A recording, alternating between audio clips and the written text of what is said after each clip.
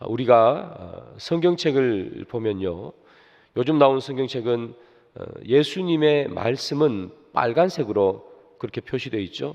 아마 여러분 가지고 있는 성경책 대부분이 예수님 직접 하신 말씀은 빨간색으로 기록되어 있을 것입니다.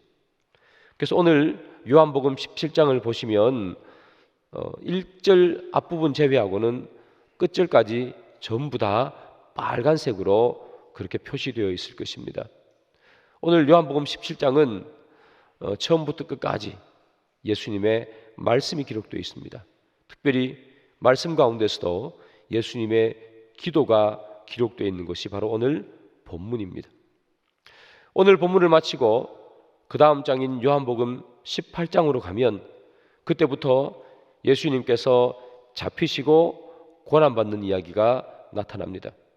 즉 오늘 본문 요한복음 17장은 예수님께서 잡히시기 직전에 아버지 하나님께 드린 그런 기도가 되겠습니다. 시작부터 끝까지 아버지인 하나님 앞에 그는 기도하면서 고난을 맞이하시는 것이죠. 그래서 오늘 본문을 보면 예수님께서 어떤 마음으로 십자가를 지시는지 그 마음이 자세히 나타난 것이 요한복음 17장입니다. 자, 요한복음 17장 1절을 먼저 보겠습니다. 예수께서 이 말씀을 하시고 눈을 들어 하늘을 우러러 이르시되 아버지여 때가 이르렀사오니 아들을 영화롭게 하사 아들로 아버지를 영화롭게 하옵소서, 이렇게 말씀합니다. 예수님께서 이렇게 말씀하십니다. 때가 이르렀습니다, 이렇게 말합니다. 때가 이르렀다는 이야기는 이제 예수님께서 고난을 받으시고 죽어야 할 때가 다가왔다 하는 그런 의미입니다. 그러나 이 때가 이르렀다는 이 의미는, 이 말씀은 체념의 그런 말씀이 아닙니다. 이제 때가 이르렀구나, 이제 죽어야 되는구나, 이런 체념의 의미가 아닙니다. 우리가 남자들이 보통 20살, 21살이 되면 군대로 오라는 입영 통지서를 받습니다. 그러면 그 통지서를 받으면 이 받는 남자들은 다 체념합니다. 때가 되었구나, 이제 끌려가는구나, 그런 생각을 하게 됩니다. 그러나 예수님께서 오늘 본문에서 때가 되었다 이렇게 말씀하시는 것은 이제 체념의 의미, 어쩔 수 없이 죽어야지 뭐 하는 그런 체념의 의미가 아니라 이제 내가 죽음을 향해 달려가야 되겠다 하는 결기에 찬 그런 모습이고 시작을 알리는 그런 모습이 바로 오늘 본문에 나오는 때가 이르렀다 하는 그런 이야기입니다. 자, 그러면 17장 1절을 다시 한번 보면서 예수님의 기도를 살펴봅니다. 예수님께서 이 말씀을 하시고 눈을 들어 하늘을 우러러 이르시되 아버지여 때가 이르렀사오니 아들을 영화롭게 하사 아들로 아버지를 영화롭게 하게 하옵소서라고 기도합니다. 예수님은 먼저 이렇게 기도합니다. 하나님, 아들을 영화롭게 하옵소서, 이렇게 기도합니다. 여기서 아들은 자기 자신을 말하는 것이죠. 하나님, 내가 영화롭게, 나를 영화롭게 하여 주옵소서, 이렇게 말씀하시는 것입니다. 이때 이 영화롭다는 말은 넓은 의미 그리고 궁극적인 의미로는 이 예수님께서 죽으시고 부활하시고 승천하셔서 살아계신 하나님 보좌 우편에 앉아있는 영화로움을 말하는 것입니다. 그것이 넓은 의미의 궁극적인 의미의 영화로움입니다. 그러나 좁은 의미로 이 영화로움은 바로 예수의 십자가의 영광을 말씀하는 것입니다. 하나님, 내가 나를 영화롭게 하옵소서 하는 이 말은 하나님 아버지, 내가 십자가를 지게 하옵소서 하는 그런 말씀입니다. 하나님 아버지, 내가 이 고난스러운 십자가 앞에서 이 십자가를 거부하지 않도록 주님 도와주십시오 라고 이야기하는 예수님의 기도가 되겠습니다. 여러분, 그런데 예수님께서는 왜 이 십자가를 지게 해달라고, 왜 아버지에게 그렇게 십자가를 거부하지 않도록 아버지께 그렇게 땀방울이 핏방울이 되도록 기도하십니까? 그것은 아버지를 영화롭게 하게 하옵소서, 바로 저것 때문입니다. 주님, 내가 십자가를 지기를 원합니다. 그 이유는 아버지가 영화롭게 되기를 원하기 때문입니다. 그렇게 얘기합니다. 예수님은 자기를 영화롭게 하기 위해서 십자가를 지는 분이 아니시고 아버지를 영화롭게 하기 위해서 십자가를 지는 분입니다. 사람들은 다 누구나 자기가 영광을 받아야 만족하는 존재가 바로 사람들입니다. 사람들은 다 자기가 영광을 받아야 합니다. 스포트라이트가 온통 자기에게 집중할 때 사람들은 그때 만족감을 느끼고 그때 내가 사람들로부터 영광 받는구나. 사람들이 그들에게 갈채를 보내고 무대 한복판에 앉아서 그렇게 있을 때에 사람들이 그에게 박수를 보내면 그때 사람들이 나를 알아주는구나. 그렇게 사람들은 생각합니다. 그런데 여러분, 온 세상의 스포트라이트가 자기에게 다 비치면 그렇게 하면 사람들은 정말 영광스러워지겠습니까? 사람들이 그를 보고 환호하면 그것이 영광스러운 인생일까요? 한동일 교수라는 이 교수가 쓴 라티노 수업이라는 책이 있습니다. 여러분들 시간이 되시면 꼭 이 책을 사서 한번 읽어보시기를 바랍니다. 이 라티노 수업이라는 이 책은 매 장마다 라틴어로 되어 있는 아주 교훈이 될 만한 문장을 하나씩 소개하는 그런 책입니다. 그 책에 이런 문장이 하나 소개되어 있습니다. 라틴어입니다. Post coitum omne animal triste est. 저렇게 기록되어 있는 문장입니다. 여러분, 저 문장의 뜻은 직역하면 이렇게 됩니다. 모든 동물은 성관계를 가진 후에 우울하다 하는 그런 뜻입니다. 여러분, 저 문장 표면적인 의미는 저렇지만 그러나 저 문장이 우리에게 주는 의미가 있습니다. 그 의미는 상당히 교훈적입니다. 저 문장이 주는 의미는 무슨 의미인가? 어떤 일을 열정적으로 기대하고 고대했는데 그 순간이 지나고 나면 허무해진다는 그런 뜻입니다. 열정적으로 기대했던 순간들, 일들이 있었는데 그 일을 성취하고 나면 허무해진다는 뜻이 바로 저 말입니다. 사람들은 인기를 얻기 위해서 수년 동안의 그런 무명의 시간들을 보냅니다. 그리고 수년 동안에 춤을 연습합니다. 또 수년 동안 노래를 연습합니다. 그리고 기다립니다. 그리고 드디어 무대 위에 올랐습니다. 사람들이 환호합니다. 이 아이돌의 손짓 하나에, 발짓 하나에 많은 사람들이 환호성을 지릅니다. 모든 스포트라이트가 다 자기에게 쏟아집니다. 사람들은 고함을 지릅니다. 그렇게 멋지고 황홀한 그런 무대가 끝이 납니다. 그리고 사람들이 다 사라집니다. 그러면 사람들이 다 사라지고 남는 그곳에 적막한 마음이 남게 됩니다. 그리고 사람들이 그렇게 많은 그런 영광과 환호를 보냈던 그 사람이 그 순간이 사라지니 그들의 마음속에 찾아오는 것은 허무함과 적막감이죠. 그래서 사람들은 그런 허무함과 적막감을 달래기 위해서 마약을 하고 술을 먹지 않습니까? 여러분, 저것이 진짜 영광입니까? 많은 사람들이 무대 위에 서 있는 나를 향해서 박수를 치는 것이, 환호성을 지르는 것이 진짜 영광을 받는 것입니까? 사람들이 다 사라지고 나면 허무함밖에 남지 않는 것이, 그것이 진짜 영광입니까? 사람들은 누구나 인기를 받기를 원합니다. 인기 있는 사람이 되기를 원합니다. 유명해지기를 원합니다. 여러분, 유명해지면 영광스러워지겠습니까? 유명한 사람들 다니는 거 보지 못했습니까, 여러분? 혹시나 내가 다니는 거 들킬까봐 모자를 푹 눌러 쓰고 마스크 쓰고, 그 유명한 사람들 주위에는 늘 파파라치라는 이 사진 찍는 사람들이 따라다닙니다. 그래서 커피숍에 가서 커피 한 잔 마음껏 먹지 못하는 것이 그들의 인생입니다. 여러분, 그런 영광을 원하십니까? 사람들이 영광을 원하는 건 다 그런 것입니다. 그래서 사람들은 자기가 영광을 받기를 원합니다. 그리고 그렇게 영광을 받고 난 이후에는 허무함에 빠져버리는 것이죠. 그러나 오늘 본문에 예수님은 자기가 영광받기를 원하지 않았습니다. 하나님, 아버지가 영광받아 주옵소서. 예수님께서는 이 요한복음 17장의 기도를 마치신 후에 겟세마네 동산에서 똑같이 기도하십니다. 이렇게 기도하시죠. 하나님, 네가 이 잔을 마시고 싶지 않습니다. 이 고난의 잔이 너무나 힘들고 써서 가능하면 이 고난의 잔을 물리고 싶습니다.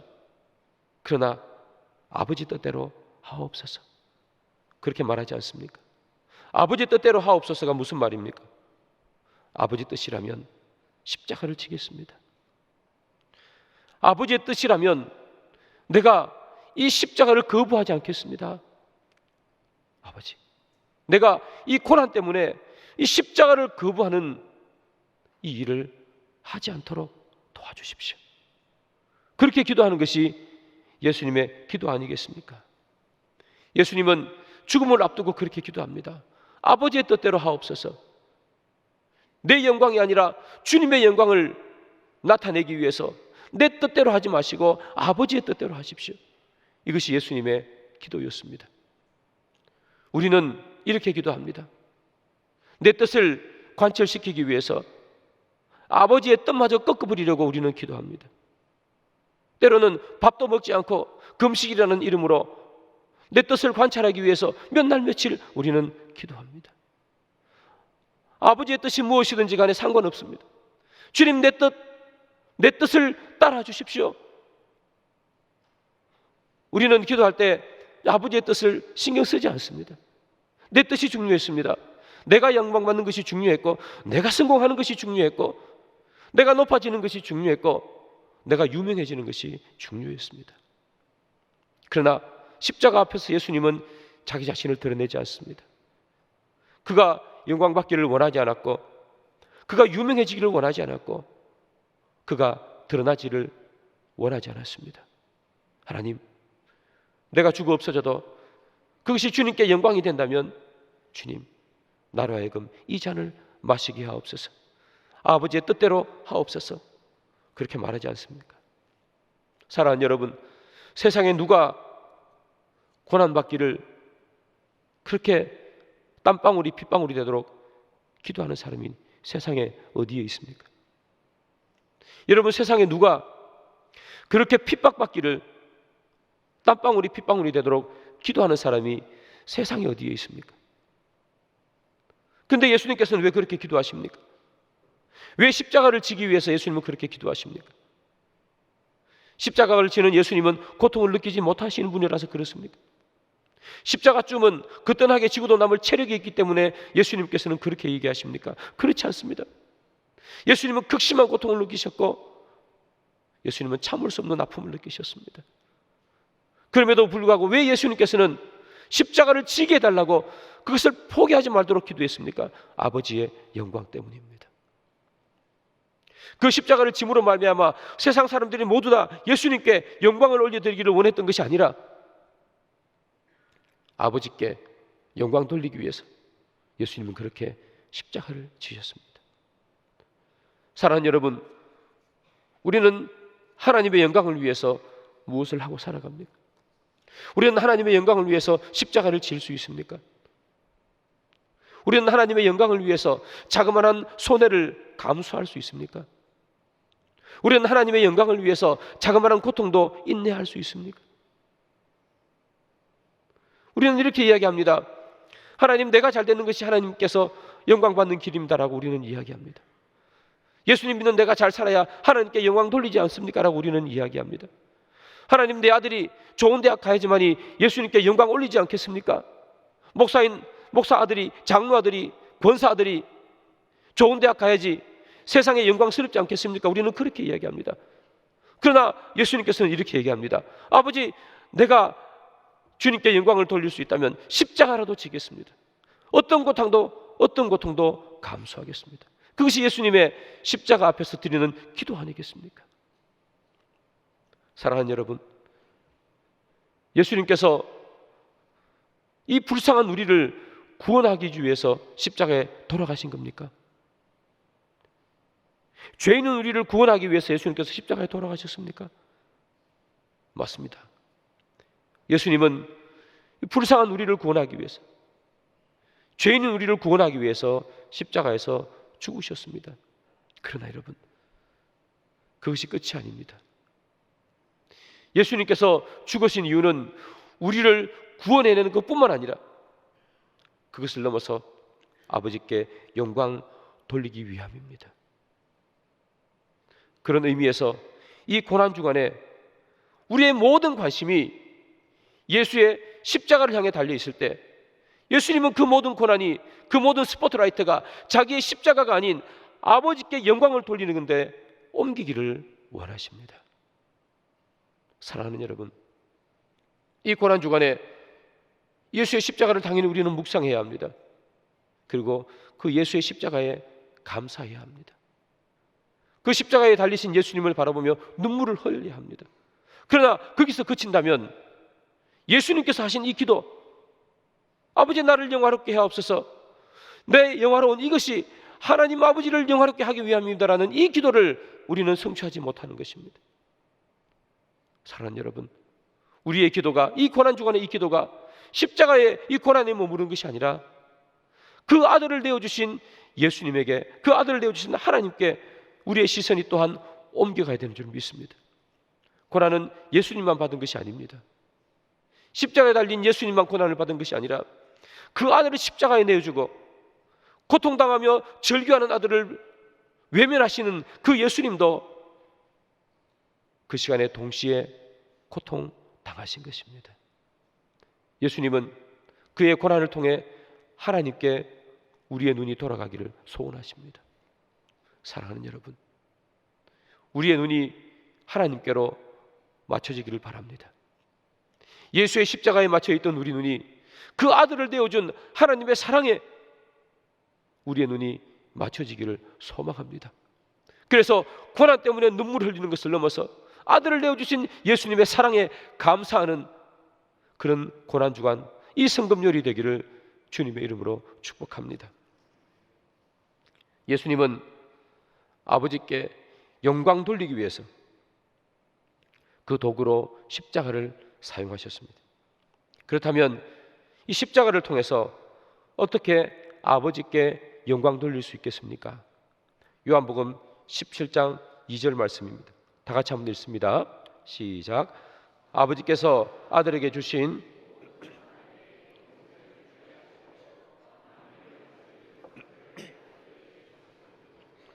아멘. 십자가를 통해서 사람들에게 영생을 주고 그 사람이 아버지를 영화롭게 하는 것입니다. 예수님은 십자가를 통해서 어떻게 아버지께 영광을 돌리는가? 사람들에게 영생을 준다는 거예요. 십자가를 통해서 사람들에게 영생을 주고 그 영생을 준 그 사람들이 아버지께 영광 올리는 그런 일을 예수님은 하시는 거예요. 근데 여러분, 오늘 방금 읽었던 저 본문을 보면 사람들에게 영생을 주기 위해서 하나님 아버지께서 예수님에게 주신 것이 있습니다. 그것은 만민을 다스리는 권세를 주셨습니다. 우리 하나님께서는 예수님께서 모든 사람들에게 영생을 주게 하기 위해서 만민을 다스리는 권세를 예수님께 주셨습니다. 그래서 예수님은 만민을 다스릴 수 있는 권세를 가지고 있는 분이십니다. 예수님은 본디오 빌라도를 다스릴 수 있는 권세도 있었습니다. 예수님은 가룟 유다를 다스릴 수 있는 권세도 있었습니다. 예수님은 십자가에서 예수님을 죽이라 소리치던 많은 군중들을 다스릴 수 있는 권세도 있었습니다. 예수님은 그 사람들을 입을 다물게 할 수 있는 권세도 있었습니다. 예수님은 그들의 악한 생각을 막는데 그의 권세를 쓸 수 있었습니다. 그런데 예수님은 그 권세를 쓰지 않으십니다. 오히려 예수님께서는 그들의 그 악한 생각을 내버려 두고 제거하지 않는데 그의 온 힘을 사용하십니다. 그들이 그런 일을 하도록 예수님은 내버려 두십니다. 왜 내버려 두십니까? 만민을 다스릴 수 있는 권세를 있는데 왜 자신에게 십자가의 형을 언도하고 창을 들이대는 그 사람들을 다스릴 수 있는 권세가 있는데 왜 그는 그 권세를 사용하지 않습니까? 아버지께 영광 돌리기 위해서입니다. 예수님께서는 아버지께 영광이 될 수 있다면 그는 권세도 사용하지 않으십니다. 사람들은 힘과 권세를 가지면 어디에 쓸까요, 여러분? 사람들은 힘과 권세를 가지고 있으면 정적을 제거하는 데 사용합니다. 정치를 보면 알 수 있고 또 권력을 보면 알 수 있습니다. 힘이 있고 권력이 있으면 자기에 반대하는 사람들을 제거하는 데 그 힘을 사용하게 됩니다. 여러분, 사람들이 힘이 있으면 다 사람들을 자기 편으로 모읍니다. 돈이 있으면 돈을 줘서 자기 편으로 모읍니다. 힘이 있으면 힘을 나누어 줘서 사람들을 자기 편으로 모읍니다. 자기 편으로 사람을 모은 후에 말을 듣지 않는 사람을 제거하는 것이 사람들이 살아가는 방식이요 권력의 속성입니다. 여러분, 그러나 예수님께서는 만민을 다스릴 수 있는 권세가 있었음에도 불구하고 사람들을 자기 편으로 모아서 자기의 말을 듣지 않는 사람을 제거하지 않습니다. 예수님은 자기가 가지고 있는 권세로 본디오 빌라도를 제거하지 않았습니다. 만민을 다스릴 수 있는 권세가 있었지만 그는 가룟 유다를 제거하지 않았습니다. 십자가 밑에서 자기에게 손가락질하는 사람을 제거하지 않았습니다. 그는 십자가를 지십니다. 여러분, 왜 십자가를 지십니까? 하나님 앞에 영광을 올려드리기 위함이겠지요. 여러분, 예수님은 사람들이 자기를 십자가에 던질지 몰랐을까요? 그래서 우연히 어쩌다 보니 십자가에 죽으신 겁니까? 예수님은 사람들이 자기를 죽이려고 하는지 알고 계셨습니다. 그럼에도 불구하고 그는 자기 자신을 쓸 수 있는 권세를 쓰지 않으십니다. 예수님은 최후의 만찬에서 이렇게 말씀하십니다. 나와 함께 그릇에 손을 넣은 자가 나를 팔자라. 예수님은 가룟 유다가 자신을 판다는 것도 알고 있었습니다. 그럼에도 불구하고 예수님은 가룟 유다를 제거하지 않았습니다. 이유는 하나님께 영광을 올려드리기 위함이고, 이유는 모든 사람에게 그리하여 영생을 주기 위함이었습니다. 예수님께서 자기 힘과 권세를 자기를 힘들게 하는 사람을 위해 사용하지 않았던 것은 십자가를 지기 위한 안간힘을 쓰신 것입니다. 그래야 사람들이 영생을 얻기 때문이고, 그래야 사람들이 아버지께 영광을 올려드리기 때문이겠죠. 그래서 오늘 본문 2절은 이렇게 얘기합니다. 아버지께서 아들에게 주신 모든 사람에게 영생을 주게 하시려고 만민을 다스리는 권세를 아들에게 주셨음이로소이다. 사람에게 영생을 주게 하시려고 모든 것을 다스릴 수 있는 권세를 주셨지만 그는 그를 십자가에 못 박는 사람들에게 그 권세를 사용하지 않으셨습니다. 그러므로 말미암아 그는 모든 사람들에게 영생을 줄 수 있었습니다. 그렇다면 여러분, 영생이란 무엇일까요? 영생이 도대체 무엇이길래 예수님께서는 자기를 십자가에서 던지실까요? 요한복음 17장 3절입니다. 우리가 다 같이 읽습니다. 시작. 영생은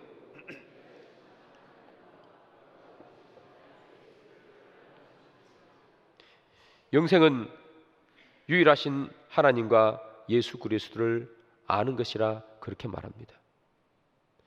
여러분, 영생이 죽지 않고 천년 만년 그렇게 쭉 살아가는 것이 영생입니까? 그렇습니다. 여러분, 영생이란 영원히 사는 것입니다. 예수님께서 재림하시고 그 마지막 심판의 날에 이르면 예수를 믿은 사람은 천국에서 영원히 영생합니다. 영원히 죽지 않고 쭉 사는 것이 영생이 맞습니다. 그러나 오늘 본문에서는 영생을 뭐라고 얘기합니까? 하나님을 알고 예수 그리스도를 아는 것이라, 그것이 영생이라 그렇게 말하고 있습니다. 여기서 아는 것이란 무엇일까요? 하나님을 알고 아버지를 아는 것이 영생이라 그렇게 말했습니다. 여기서 아는 것이란 도대체 무엇일까요? 아는 것은 친밀함을 의미합니다. 친밀함. 호세아 선지자는 이렇게 말합니다. 하나님의 백성이 지식이 없어서 망한도다. 하나님의 백성, 이스라엘 백성들이 하나님에 대한 지식이 없었습니까? 그들은 그 누구보다 하나님에 대한 지식이 많았습니다. 그럼에도 불구하고 지식이 없어 망한다고 하는 이유는 무엇입니까? 친밀하지 않다는 얘기입니다. 매일 하나님과 동행하고 매일 하나님의 뜻을 묻고 어떻게 해야지 아버지께 영광을 올려드릴 수 있는지, 우리 오늘 본문에 나오는 이 예수님처럼 어떻게 하면 아버지께 영광을 올려드릴 수 있는지, 땀방울이 핏방울이 되도록 기도하는 그 친밀함이 이스라엘 백성들 가운데서는 없었다는 것입니다. 그래서 호세아가 말하는 겁니다. 하나님의 백성이 지식이 없어서 망하는도다. 사랑하는 여러분, 예수를 아는 것이, 하나님을 아는 것이 영생이라 오늘 본문 그렇게 말하지 않습니까? 여러분, 하나님을 알고 계십니까? 예수님을 알고 계십니까? 성경에 나오는 지식적인 예수가 아니라 하나님과 친밀하십니까? 예수님과 친밀하십니까? 여러분, 하루를 살면서 내 삶 앞에 예수의 말씀이 드러나기를 기도하며 간구하십니까? 매 순간마다 하나님의 음성을 듣기 위해서 노력하십니까? 주의 말씀은 내 발에 등이요 내 길에 빛이라, 주님 그렇게 말씀하셨습니다.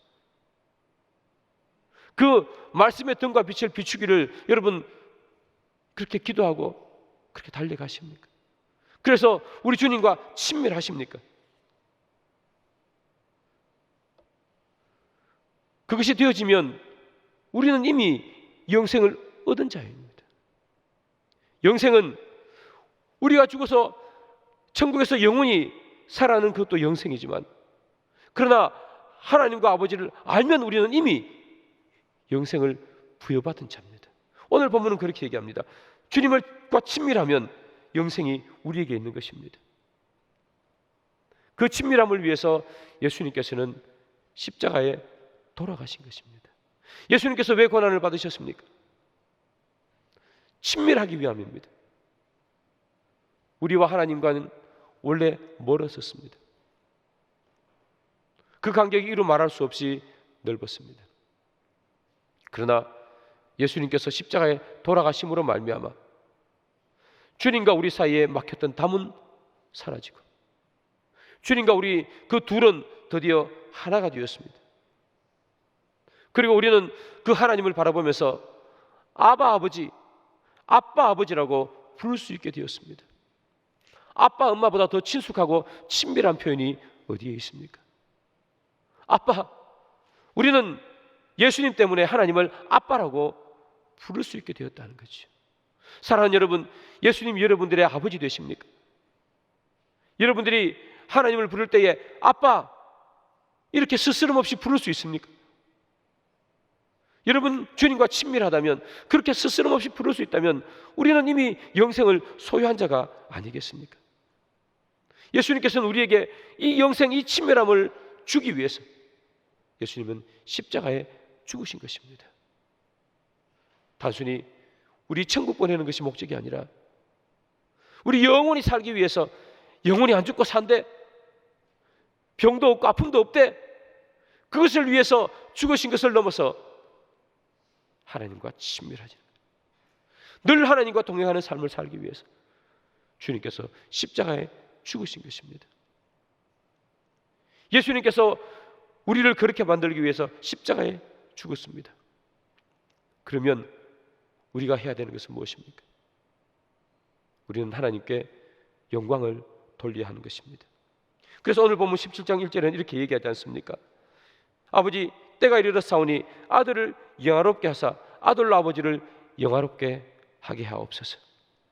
예수님께서는 우리를 십자가에 죽으심으로 말미암아 우리에게 영생을 주심으로 영생을 얻은 우리가 하나님께 영광을 올리기를 원하시는 것입니다. 사랑하는 여러분, 우리가 어떻게 하나님께 영광을 올려드릴 수 있겠습니까? 우리가 어떻게 하면 예수님께서 십자가의 죽으심으로 말미암아 성취한 그 친밀함을 아버지께 영광으로 올려드릴 수 있겠습니까? 다름이 아닙니다. 매일매일의 삶이 주님의 말씀을 따라가는 삶으로 만들어갈 때, 그때 우리는 아버지와 친밀해지는 것이고, 그때 비로소 우리는 아버지께 영광을 올려드리는 것이고, 그것이 예수님께서 십자가에 달려 돌아가신 이유를 완성하는 것이겠죠. 하루하루를 사시면서 여러분 기억하시기 바랍니다.